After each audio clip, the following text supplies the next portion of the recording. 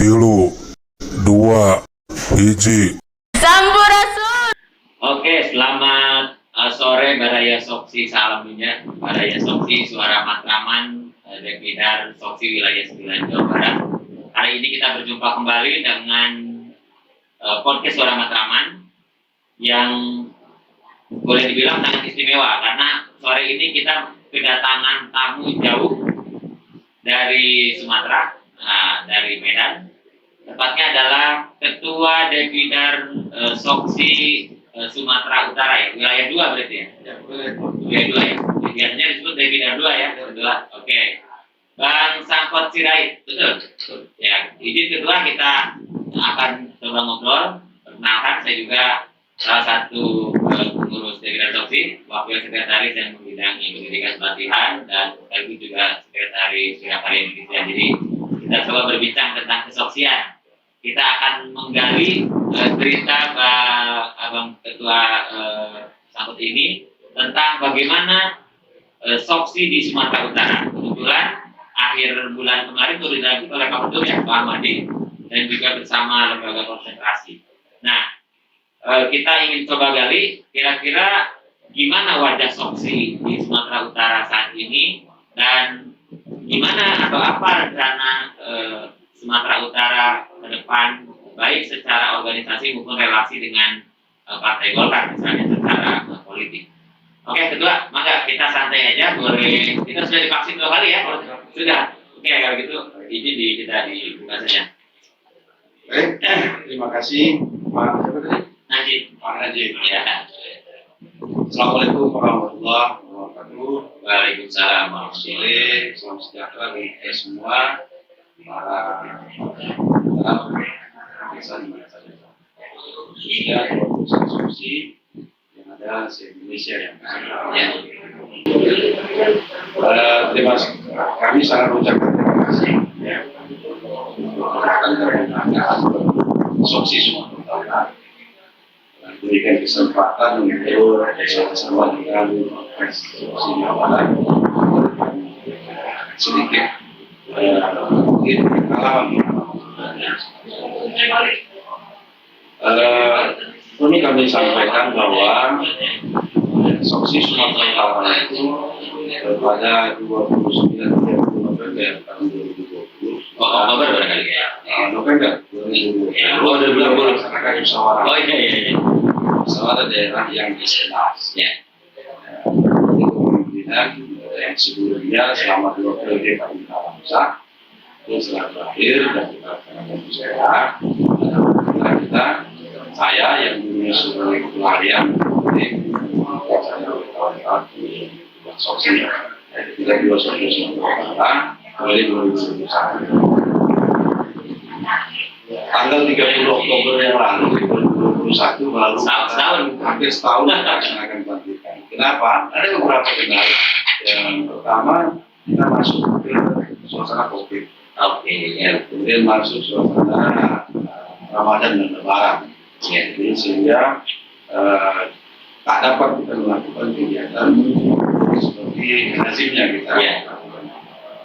Nah, karena memang waktunya sudah sedemikian lama, tentunya kami berpikir dan kawan-kawan harus ada perbedaan dong.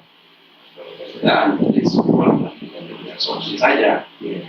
Maka kita diskusi dengan kawan-kawan komisi diskusi untuk melihat apa sih pentingnya yang harus kita lakukan. Untuk pelantikan mungkin konsolidasi vertikal ke bawah belum bisa dilakukan. Kami berusaha dan berpikir untuk bagaimana memkonsolidasi horizontal itu. Karena kalau kita lihat sejarahnya, para pendiri soksi itu pada tahun 63 hampir ada 2 lembaga itu yang didirikan. Kenapa? Itu perlu didirikan beberapa lembaga. Tentunya pasti pemikiran-pemikiran itu kalau kita lihat dari soksi ingin bagaimana membesarkan soksi ini dari berbagai segmen. Ya. Segmen pemuda ada Karya Indonesia, kalau segmen perempuan ada Wanita Swahili, nikah selaku pasopatinya ya, Satgas Pemukul, kemudian untuk segmen pelajar dan mahasiswa mereka. Nah ini yang apa kami menjaga. Alhamdulillah berkat dukungan semua pihak sukses. Pelantikannya bersama-sama. Kemudian pelantikannya juga Oke. bersama. Kenapa harus bersama-sama? Supaya semangatnya juga sama. Jadi kalau kita arahkan nanti untuk masing-masing lagi melakukan pelantikan dan lain-lain, kita berpikir ini pasti akan terganggu lagi dengan situasi. Ya. Karena bila semuanya sudah berlantik, maka ada 2 lembaga lokal yang kita bentuk juga. Oh, hanya ada di Sumatera Utara. Ada di Sumatera Utara. Karena kita bentuk dinas dan berdasarkan ART itu boleh. Ya. Dan lembaga hubungan daerah soksi masing untuk membentuk 2 lembaga atau beberapa lembaga di Sumatera Utara. Nah, kita membentuk lembaga bantuan hukum dan operasi. Itu semua konsentrasi dan lembaga itu kita lantik.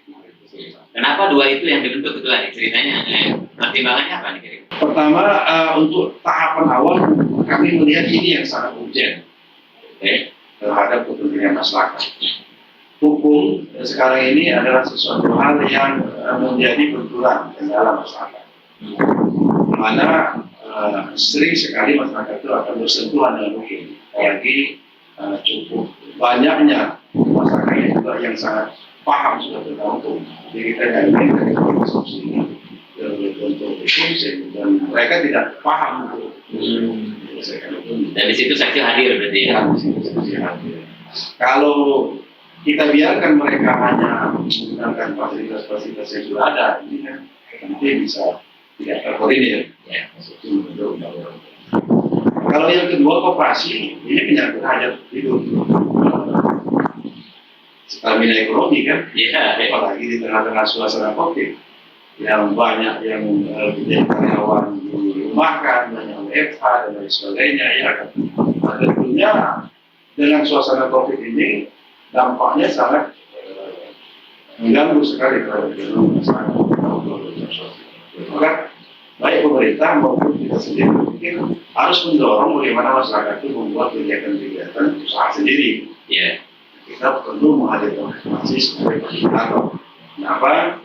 Karena kadang-kadang masyarakat yang ada di bawah ini, terutama di desa-desa itu sangat minim dari informasi bagaimana caranya untuk mengirimkan usaha, mendapatkan usaha, mendapatkan fasilitas skor, mendapatkan fasilitas perizinan dan lain-lain dari pemerintah. Kita berharap operasi soksi yang sudah kita lakukan menjadi mediator. Saat ini unit usahanya apa? Ada beberapa sudah yang dikelola termasuk UMKM dan UMKM, produksi industri. Kalau selama ini mereka hanya secara manual, ini sendiri, kita mencoba bagaimana mereka ini bisa terbina. Persoalan bagi UMKM ini hanya ada 2 besar. Pertama permodalan, yang kedua marketing. Ya. Nah, dua-dua ini tidak akan didapat oleh masyarakat kecil karena dia minim informasi dan percaya dirinya untuk bisa memproduksi produksi. Kita mengharapkan operasi soksi bisa menjadi pembina, menjelaskan hal-hal yang perlu pelaku dibina oleh soksi. Jadi anggotanya udah otomatis menjadi anggota soksi ya? Ya, itu memang seperti itu. Maka kita sekarang Soksi Sumatera Utara sudah membuat aplikasi online untuk mendaftar, menerima pendaftaran secara online dari Soksi. Oh. Jadi alhamdulillah sudah 1 bulan itu di launching sampai sekarang yang sudah terdaftar itu ada 500 langsung menjadi KTA digital. Oke. Itu KTA digital walaupun itu sifatnya lokal untuk Sumatera Utara, tapi paling tidak kalau kita data lah kawan-kawan yang sudah bersoksi lama di Sumatera Utara itu mungkin sudah ada 10-15 tahun yang belum pernah mendapatkan KTA. Iya, betul. Nah, ini yang harus kita perbaiki dan masukkan dari kawan-kawan yang ada di pimpinan nasional. Termasuk juga ada bidang lain. Dari bidang lain. Soksi Sumatera Utara juga sudah buat website. Ya, soksi sumut.com ya. Saya udah buka itu. Lama itu. Masih kalah kita dengan Jawa Barat. Oh, Jawa Barat berbisnis. Jadi itu 500 orang dalam sebulan itu untuk sebuah ormas itu sebenarnya boleh bilang luar biasa. Jadi sebenarnya benefit apa yang ditawarkan ke masyarakat sehingga orang antusias untuk menjadi anggota seksi? di formulir online di aplikasi yang sudah kita siapkan banyak kategori. Ada untuk pengurus di bidang semua, ada untuk pengurus di bidang politika, kan, kemudian jadi masing-masing. Kalau misalnya ada orang kabupaten Asahan misalnya, dia tinggal pilih kolom kerja masuk ke kolom saham. Jadi sudah terorganisasi dengan sendirinya sesuai dengan kebijakan. Oke, kalau boleh tahu, Sumatera Utara ini potensinya dari sisi keberadaan kabupaten kota existing dan jumlah depicap itu sudah sama atau belum? Berapa ini yang kita mau tingkatkan karena hampir di 10 tahun terakhir dari 33 kabupaten kota itu paling baru ada sekitar 23 ya. 2/3 ya berarti. Kita sudah mencanangkan kemarin, sudah pelantikan, kita langsung Kapolda dan Kapolda sudah diputuskan bahwa selambat-lambatnya bulan Mei 2022 ini sudah selesai konsolidasi 33 kabupaten kota ya. Oke, kalau bicara anggota keseluruhan yang tadi kan yang katakanlah anggota baru ya yang 500 itu, kalau secara keseluruhan kira-kira berapa potensinya di Sumatera Utara ini? Kalau existing juga kendala kemarin karena memang belum pernah dikelola secara profesional sampai sekarang. Kita mengharapkan kemudian kami ini yang kita bisa dapat membuat database konkret by name by address gitu ya. Dan di situ sudah tercatat nomor itu, alamat secara KTP, kemudian ada tim masuk di situ. Dan ini yang akan kita bawa juga menjadi kader Golkar. Karena kebetulan Golkar Sumatera Utara itu sudah mencanangkan mencetak 2 juta kader. 2 juta kader itu yang Golkar, bukan hanya itu ya. Maka Soksi harus ikut dong berpartisipasi. Yeah. Di internal Soksi kita sudah mencanangkan minimal kita akan berkontribusi terhadap 2 juta kader itu 100.000. 100.000 yang berkaitan Soksi dan berkaitan Golkar. Karena belum tentu juga semua yang berkaitan Soksi ini bisa berkaitan Golkar. Iya. Minimal 100.000 yang sudah bisa berkaitan Golkar.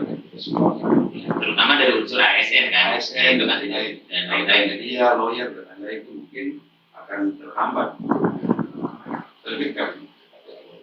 Tapi kalau kita Soksi halangan, dengan halangan boleh kan kita berorganisasi berhimpun dalam ormas kan boleh siapapun. Nah kedua kan berarti sudah sebulan dilantik atau bahkan setahun sebelumnya sudah melakukan konsolidasi. Dalam sebulan ini apa saja yang sudah dilakukan? Tadi saya misalnya simak ada program JSM ya, kegiatannya apa, Sabtu apa, Minggu apa, itu bisa diceritakan juga itu. Mengenai program JSM sebenarnya bukan sesudah pelantikan, ini sebelum pelantikan. Oh sudah bergulir ya? Sudah kita gulirkan. Ya. Kurang dari 3 atau 4 bulan yang lalu sudah kita menangkan program JSM. Ya. Kenapa muncul ide dari program JSM? Karena kita menyadari hanya ada 2 hal bagi sebuah organisasi ormas seperti kita ini, apalagi dengan suasana kita seperti ini. Ada 2 cara untuk bisa menunjukkan eksistensi kita terhadap ya. Pertama konsolidasi yang matang, yang dulu. Yang kedua kerja nyata, karya nyata kepada masyarakat. Hadir di masyarakat ya, merasakan manfaatnya. Nah hal-hal yang kecil tapi rutin bisa kita lakukan itu program JSM.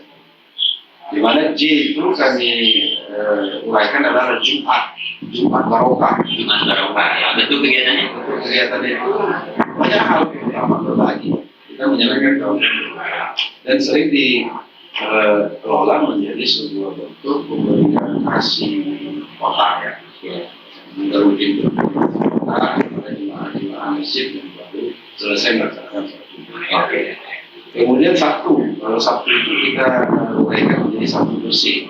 Kita mendorong kawan-kawan Soksi dari Sumatera Utara itu untuk menjadwalkan secara rutin setiap Sabtu minimal melakukan kegiatan gotong royong bersama-sama. Tujuannya supaya kita hadir di tengah-tengah masyarakat ikut di dalam upaya menjaga kebersihan. Kemudian M itu minggu sehat. Oh, jadi Jumat berkah, Sabtu bersih, Minggu sehat. Minggu sehat. Dengan kegiatan-kegiatan olahraga.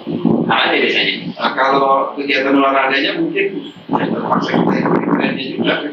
Sekarang trennya orang bersepeda. Iya. Pagi minggu kita mendorong kawan-kawan yang mau bersepeda, tapi dengan memakai pakaian soksi, sehingga hadir di tengah masyarakat kita ikut membawa di dalam suasana olahraga di hari itu. Mungkin bagi ibu-ibunya kita mempersiapkan dan mendorong supaya bisa melakukan kegiatan-kegiatan senam yaitu di depan kantor. Ini juga hal yang menarik terus melakukan kegiatan-kegiatan Itu kalau saya tadi misalnya nyimak Soksi Sumut ini juga kan bicara pendanaan itu kan swadaya nih, jadi tidak ada atau belum ada katakanlah support dari pemerintah daerah tuh. Gimana nih cara mengelola, memberdayakan anggota sehingga semua itu berpartisipasi di dalam? Ya, alhamdulillah memang di periode kepemimpinan ini, periode 2021-2022 ini, saya itu dibantu atau dianugerahi oleh Yang Maha Kuasa kawan-kawan yang memang mau berjuang aja. Kita nggak tahu juga kok bisa muncul seperti ini. Terutama adik-adik yang kita munculkan dari WKI, yang Dika, WS ini, pada antusias ini membuktikan bahwa kita bisa dan bisa bergerak. Kadang-kadang motivasi ini sebuah kata karena mungkin kita merasa terjepit sehingga semua sama-sama mau bangkit. Mau bangkit banyak karena situasi politik dan situasi pemerintahan bisa mensupport kita seperti Jawa Barat. Terus kalau kita bicara politik ya, barangkali karena Soksi itu juga sebagai ormas pendiri Golkar tidak bisa dipisahkan dari bicara masalah partai Golkar. Nah, relasi Soksi di Sumut di bawah pimpinan ketua ini gimana relasi dengan partai Golkar? Cukup baik. Bahkan ada beberapa pengurus kita yang menjadi tinggi-tinggi Golkar itu, termasuk sekretaris Golkar Sumatera Utara, bendahara Golkarnya itu adalah pengurus. Ya, di dalam perjalanan yang namanya dinamika politik sebuah partai ini, apalagi partai Golkar yang sangat dinamis ya, kan tentunya ada saja ya dinamika yang ini yang menjadi harus kita lakukan dan menjaga supaya harmonisan dan kekompakan antara pihak-pihak ini dapat. Apalagi backgroundnya Pak Ketua Golkar itu adalah bersatu untuk menang dan menang. Ceritanya harus bersatu. Ya. Maka oleh sebab itu, Soksi sesudah dilantikan dan melakukan hal tapi itu ada beberapa keputusan mungkin perlu saya sampaikan. Boleh. Ada 2 keputusan strategis yang kita wajib putuskan kemarin dengan 4 alasan. Ya. Saya kenapa bawa kawan-kawan untuk menyepakati ini. Pertama, kita menyadari Soksi ini adalah salah satu ormas pendiri Partai Golkar yang memang tupoksinya dari dulu memikirkan strategi dan kebangkitan serta kemenangan Partai Golkar. Oleh sebab itu, kita perlu berpikir dan membuat suatu kesepakatan keputusan di internal Soksi terhadap frame dan langkah-langkah kita ke depan. Harus satu apa namanya? Tegak lurus. Yang kedua, kita juga sering melihat bahwa dinamika di Golkar itu cukup dinamis. Ya. Terhadap pemimpinan di Sumatera Utara maupun secara nasional, kita ingin memberikan warning juga, memberikan perhatian juga kepada warga Golkar, khususnya pimpinan Golkar, kalau patron-patron Golkar itu jangan pernah tinggalkan gitu. Yang ketiga, kita juga ingin membuat frame di internal supaya Soksi yang banyak ini jangan bertebaran kemana-mana. Karena kalau tidak ada suatu frame resmi secara historis, kadang-kadang ada Soksi. Maka ada 2 keputusan strategis kemarin yang kita putuskan. Pertama, dipilih Soksi Sumatera Utara sudah berkekuatan hati ya, bertekad untuk memenangkan Pak Erlangga Hartarto menjadi Sebagai presiden. Ya. Sebenarnya realisasi dari keputusan Munas Golkar 2019 dan keputusan Munas Soksi tahun 2020. Tapi untuk Sumatera Utara, kami merasa perlu untuk memperkuat lagi dalam sebuah hasil rapimda. Jangan sampai kawan-kawan misalnya ada di kabupaten kota merasa itu bukan bahagian dari tugasnya karena itu keputusan nasional. Yang kedua, kita memutuskan juga meminta dan mendorong Partai Golkar untuk mencalonkan Pak Musara Jeksak selaku ketua DPD Golkar saat ini. Sekaligus yang menjadi Pak Wagub untuk menjadi calon gubernur nanti tahun 2024. Kenapa ini penting kami sampaikan? 2 periode pemilihan gubernur Sumatera Utara itu ketua Golkar nggak bisa calon. Ya kan? Nah ini kan nanti juga. Kenapa ini penting? Karena proses demokrasi pilkada di tahun 2024 itu berkaitan dengan pileg. Kita cukup paham dan menyadari kalau bagi kader Golkar, jika memang ketuanya itu yang dicalonkan, tentu semangatnya untuk memenangkan partai itu lebih dibandingkan dia itu disuruh memenangkan orang lain. Jika kita minta di pagi-pagi itu harus dipikirkan oleh Partai Golkar, jangan sampai tidak mencalonkan. Bijak ya. Kemudian sesudah kalau Golkar dan mencalonkan, Soksi Sumatera Utara sudah membuat keputusan diwajibkan bagi seluruh kader Soksi Sumatera Utara untuk mendukung dan menyampaikan Bang Bijak. Nah ini keputusan strategis yang sudah kita putuskan di kemarin. Oleh sebab itu untuk menjalankan keputusan ini tentunya kita bertanggung jawab dong mensosialisasikannya dari awal. Maka dari sebetulnya Soksi Sumatera Utara merasa wajib untuk terus bergerak. Sehingga kami sudah mengeluarkan tagline untuk Sumatera Utara, Soksi bergerak menuju 2024. Mantap. Oke, kita tentu di Jawa Barat berdoa ikhtiar atau langkah-langkah yang dilakukan Soksi Sumut ini bisa berjalan lancar dan tentu saja berhasil. Di kedua, untuk menutup bincang santai kita yang sengaja diculik tadi dari luar rapat, kira-kira apa yang harus dilakukan Soksi sebagai organisasi kemasyarakatan di dalam proses kaderisasi kebangsaan, ya kan? Tantangan generasi milenial sekarang itu sudah beda cara pandangnya dengan masa lalu terhadap ormas. Kira-kira ormas harus melakukan apa untuk bukan hanya diminati tapi masyarakat atau generasi muda merasa turut terpanggil untuk turut bersama-sama dengan ormas ini sebagai bagian dari upaya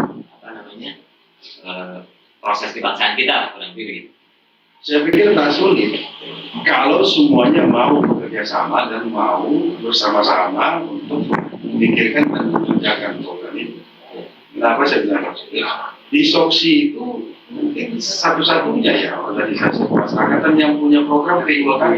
Oke, pendidikan politik dan bangsa. Pendidikan politik dan bangsa. Ini kan adalah sebuah program yang sudah baku.